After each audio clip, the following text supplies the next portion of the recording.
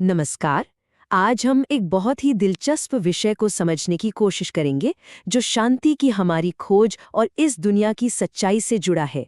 तो चलिए शुरू करते हैं। शुरुआत सीधे इस विचार से करते हैं जो आज की हमारी चर्चा का केंद्र है। इसमें कहा गया है कि स्थायी सुख और शांति का रास्ता बताना एक फर्ज है। मतलब ये सिर्फ एक अच्छी बात नहीं बल्कि एक जिम्मेदारी है। तो सबसे पहले उसी सवाल पर आते हैं जो शायद हम सबके मन में कभी ना कभी जरूर आता है, स्थायी शांति की खोज। आखिर ये एक ऐसी चीज क्यों है जिसके पीछे पूरी दुनिया भाग रही है लेकिन ये मिलती नहीं? ये सवाल हम सब खुद से पूछते हैं, है ना? कि आखिर दुनिया में और हमारी अपनी जिंदगी में जो टिकने वाली शांति है वो इतनी मुश्किल क्यों है? ऐसा क्या है कि वो आती तो है पर ठहरती नहीं? अच्छा, अब ये जो बात है ना, ये वाकई में बहुत दिलचस्प है। ये ज्ञान दो तरह की शांति में फर्क करता है। एक तरफ है दुनियावी समाधान जो कुछ समय के लिए तो काम करते हैं पर है टेम्पररी, और दूसरी तरफ है एक दिव्य विरासत जो कहा जाता है कि 21 जन्मों तक रहती है और वो मिलती भी सिर्फ एक ही सोर्स से है। तो सवाल उठता है कि ये एक सोर्स है कौन? यहाँ उसे शांति का सागर कहा गया है, यानी एक सर्वोच्च पिता जो सारी शांति, सुख और पवित्रता का अकेला सोर्स है। ठीक है, तो शांति की बात तो हो गई। अब आते हैं इसके दूसरे और शायद सबसे गहरे हिस्से पर, ड्रामा का गुह्य राज। इसे एक ऐसा रहस्य बताया गया है जिसे समझने के लिए एक बिल्कुल अलग नजरिए की जरूरत है। इस पूरे ज्ञान का जो आधार है वो एक बहुत ही स्पेसिफिक आइडिया पर टिका है, 5000 साल।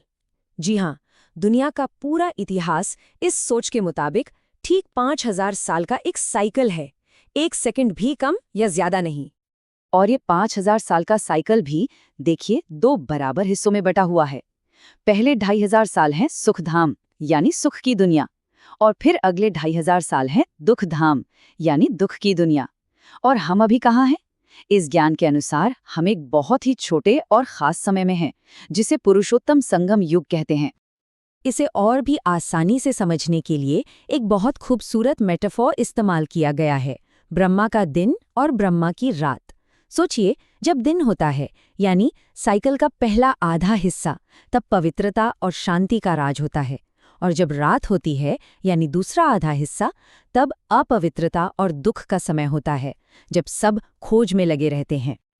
और यहीं पर ये बात बहुत बहुत ज़रूरी हो जाती है कि ये जो ड्रामा है ये पहले से तय है, मतलब जो होना है वो ठीक उसी समय पर होगा।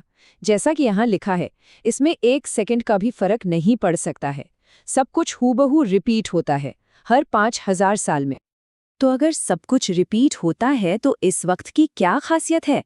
यहीं पर संगम युग का कॉन्सेप्ट आता है। ये वो समय है जब रात खत्म हो रही है और दिन निकलने वाला है। ये वो स्पेशल टाइम है जब परमात्मा ज्ञान देने के लिए आते हैं। तो हमने कॉस्मिक फ्रेमवर्क समझ लिया कि दुनिया कैसे चलती है। अब सवाल ये है कि एक इंसान को प्रैक्टिकल लेवल पर क्या करना है? पवित्रता का मार्ग क्या है? इस ज्ञान के हिसाब से अभी का जो समय है उसे रावण राज्य कहा गया है। अब इसका मतलब क्या है? इसका मतलब है एक ऐसी दुनिया जहां 100% इम्प्योरिटी है, दुख और अशांति है, एक असुरी दुनिया जहां जन्म भी विकार से होता है। तो फिर इस रावण राज्य से निकलने का रास्ता क्या है? सॉल्यूशन बहुत सीधा साधा बताया गया है, श्रीमत का पालन करना, यानी उस एक पिता की श्रेष्ठ मत पर चलना, उनके दिए हुए निर्देशों पर चलना।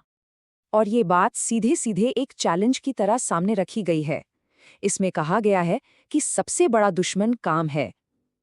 एक तरफ तो पतित पावन को पुकारते हैं, और जब वो आकर कहते हैं कि पतितपना छोड़ दो, तो फिर छोड़ते क्यों नहीं? ये एक बहुत ही सीधा सवाल है जो सोचने पर मजबूर करता है। तो करना क्या है? यहाँ कुछ प्रैक्टिकल स्टेप्स बताए गए हैं। पहला, पवित्र रहना और इस महाशत्रु पर जीत पाना। दूसरा, अगर कोई भी गलती हो जाए तो उसे छिपाना नहीं बल्कि तुरंत पिता को सच-सच बता देना। और तीसरा, इस दुनिया में रहते हुए बहुत ज्यादा सहनशील बनना। तो ये सब करने के बाद मिलता क्या है? अब हम आते हैं आखिरी हिस्से पर, यानी उस वादे पर जो इस रास्ते पर चलने वालों को मिलता है, अमरपुरी का वादा। और ये वादा है एक जबरदस्त ट्रांसफॉर्मेशन का। एक तरफ है मृत्युलोक, मतलब आज की दुखों से भरी दुनिया, और दूसरी तरफ है अमर लोक, यानी आने वाली सुख की दुनिया, जहां अशांति की जगह शांति और रजाई की विरासत मिलती है। और ये विरासत, ये इनहेरिटेंस कोई छोटी मोटी चीज नहीं है। बात हो रही है राजाओं का राजा बनने की, अमरपुरी का मालिक बनने की। और ये सब आधे साइकिल यानी 21 जन्मों के लिए मिलता है, साथ में असीमित बेशुमार धन दौलत।